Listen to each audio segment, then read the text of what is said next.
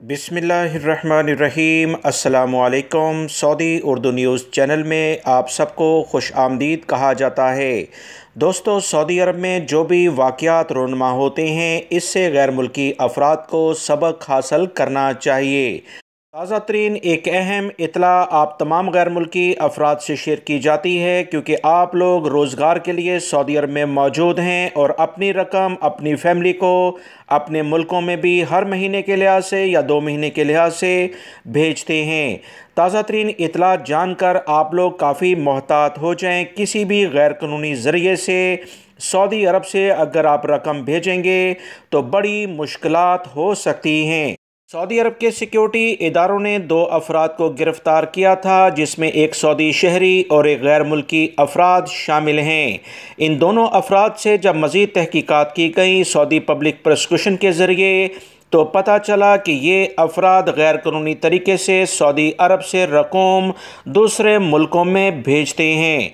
2 अरब रियाल के करीब इन्होंने रकम जमा कर रखी थी और सऊदी अरब से बाहर ट्रांसफ़र करने की कोशिश कर रहे थे। काफ़ी सारी रकम ये ट्रांसफ़र भी कर चुके थे। मुख्तलिफ तजारती इदारों की आड़ लेते हुए मनशियात फ़रोशों से रकम हासिल करके सऊदी अरब से बाहर भेजा करते थे।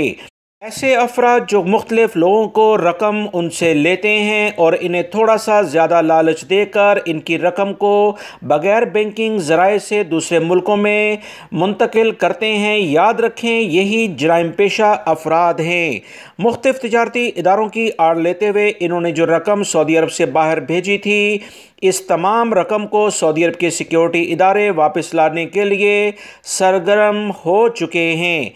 सऊदी पब्लिक प्रोसिक्यूशन ने 1 अरब रियाल इन पर जुर्माना आयद किया है और कड़ी सज़ाएं इन्हें दे दी हैं। सऊदी शहरी पर मुकम्मल पाबंदी सऊदी अरब से बाहर सफ़र पर लगा दी है। गैर मुल्की शख्स को सज़ा जुर्माने के बाद सऊदी अरब से हमेशा के लिए डिपोर्ट किया जाएगा।